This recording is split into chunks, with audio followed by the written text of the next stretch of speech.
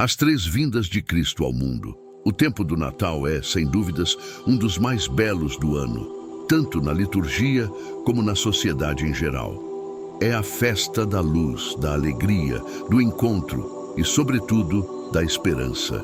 É exatamente sobre este último aspecto que iremos nos apropriar para levantar uma reflexão relacionada às três grandes realidades da fé cristã: o advento, a escatologia e o hoje de Deus, já que estaremos nos referindo às diferentes formas de manifestações do Verbo de Deus neste mundo, causa de nossas alegria e esperança. Em primeiro lugar, é preciso delimitar os termos para não gerar confusão de conceitos. A palavra advento significa, na literatura cristã, espera, expectativa ou vinda. Já nos tempos bíblicos, a visita de um rei a uma cidade ou vila era cercada de um ritual de grande festa. As ruas eram adornadas e iluminadas com folhas de palmeiras, oliveiras, tochas, música, caravanas. Basta lembrar do Domingo de Ramos. Por isso, não seria diferente com o Filho de Deus no tempo do Advento. Nossas casas, igrejas e repartições ficam iluminadas e adornadas para acolher a luz dos povos, a realização da promessa do Pai. A esperança da realização dessas promessas caracteriza uma forte dimensão da fé do povo judaico e cristão. É a hora de Deus, onde ele mostra que foi bem-sucedido na história. Quando se fala de vinda no mundo bíblico e teológico, podemos estar nos referindo a três grandes visitas de Deus ao mundo. A primeira já mencionamos acima, foi a encarnação do Verbo de Deus no Natal, concretizada há 2 milênios em Belém da Judéia. A segunda vinda, nós não sabemos quando e nem como ocorrerá. Não vos pertence a vós saber os tempos, nem os momentos que o Pai fixou em seu poder, visto que este dia virá inesperadamente como um ladrão à noite, ou seja, a primeira vinda foi histórica, com data e geografia. Já a segunda é escatológica, que se sucederá no fim dos tempos. Por fim, a terceira não é bem uma vinda, mas uma permanência, a certeza da presença de Cristo em nosso meio, que também foi uma grande promessa feita aos apóstolos, consequentemente à igreja, como veremos adiante. Os temas da promessa ou aliança são transversais em toda a Bíblia. No Antigo Testamento já haviam várias, como a da terra prometida, da salvação dos povos inimigos, da presença e cuidados de Deus, mas havia um juramento divino, narrado pela boca dos antigos profetas, que gerava mais expectativa, fazendo com que toda jovem de Belém desejasse ser mãe. Uma virgem conceberá e dará à luz um filho, e o chamará Deus conosco. Mas tu, Belém de Éfrata, tão pequena entre os clãs de Judá, é de ti que sairá para mim aquele que é chamado a governar Israel. Belém era a terra natal de Davi, o segundo rei de Israel, considerado o Messias, ungido. Em hebraico escreve-se Betlehem, Betlehem, Beit, casa, e Leshem, pão. Jesus chamará a si mesmo de pão da vida eterna, que com seu corpo e sangue selará uma nova e eterna aliança, fazendo assim cumprirem-se as Escrituras.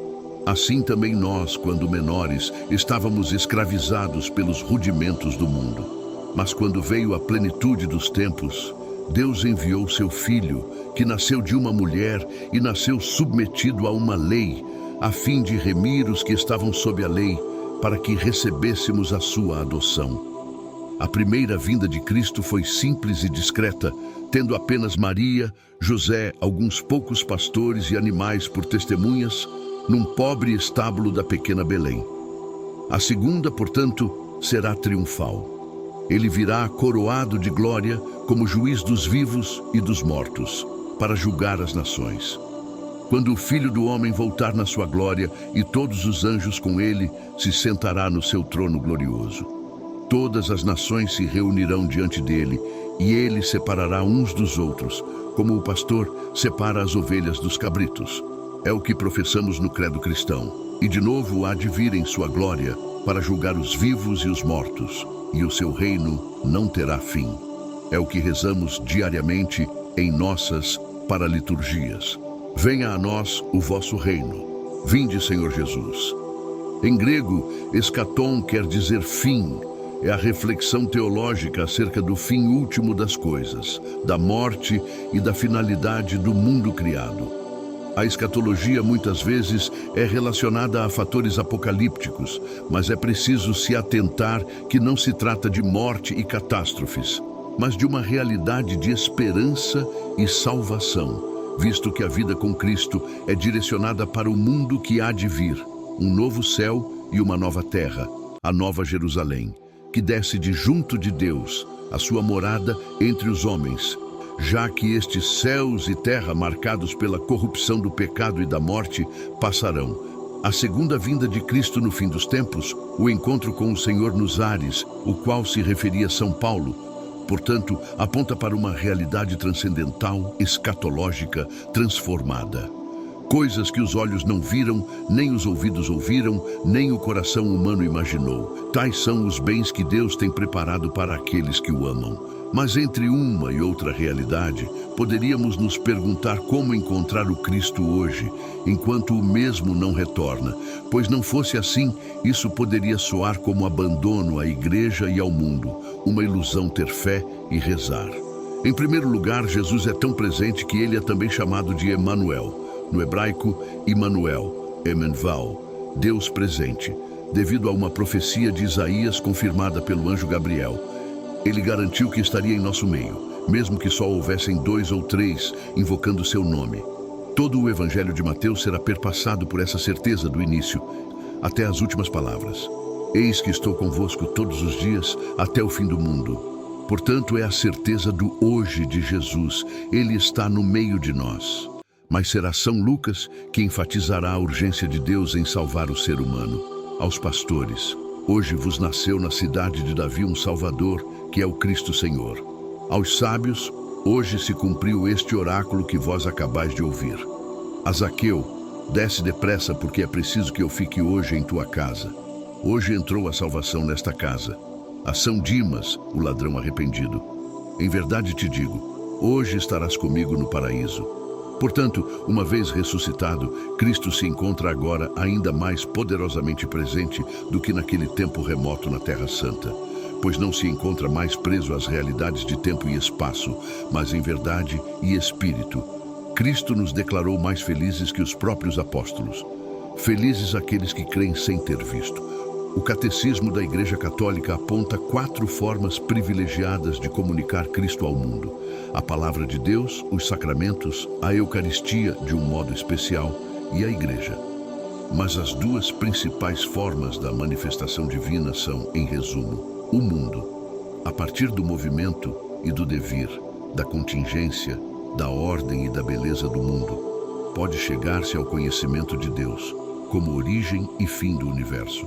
O homem, com a sua abertura à verdade e à beleza, com o seu sentido do bem moral, com a sua liberdade e a voz da sua consciência, com a sua ânsia de infinito e de felicidade, o homem interroga-se sobre a existência de Deus. Nestas aberturas, ele detecta sinais da sua alma espiritual, germen de eternidade que traz em si mesmo irredutível à simples matéria. A sua alma só em Deus pode ter origem. Como vimos acima, a obra da criação era, desde a Idade Média, apontada como prova da existência de Deus, reforçada pela escolástica, sobretudo em Agostinho, mas que foi dando lugar para o coração humano. É na vida dos homens e mulheres que reside a prova mais cabal da manifestação divina, na sua disposição em dar a vida pela sua fé, como testemunhas esclarecidas do Evangelho, pois a palavra se fez carne, se fez gente. Temos que urgentemente redescobrir a imagem divina em cada figura humana, pois o ser humano moderno vive extasiado com as descobertas do espaço, mas cada vez mais desconhece a si mesmo. Continua um mistério assaltado pela falta de sentido, vai perdendo aqueles mesmos sentimentos que haviam em Cristo. Acho interessante que, aqui no Brasil, temos diante da Santa Sé algumas regalias litúrgicas, aprovadas pela Sagrada Congregação para o culto divino e a disciplina dos sacramentos após promulgação do novo missal de Paulo VI.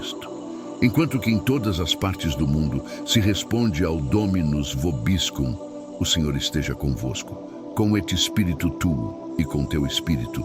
Nós aqui no Brasil constantemente rezamos nossa tradução, Ele está no meio de nós.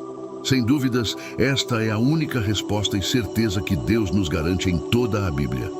Nada de respostas racionais satisfatórias, mas apenas eu estarei contigo, ou simplesmente eu estarei convosco. Por isso exclamou Paulo e todos os cristãos: quem nos separará do amor de Cristo?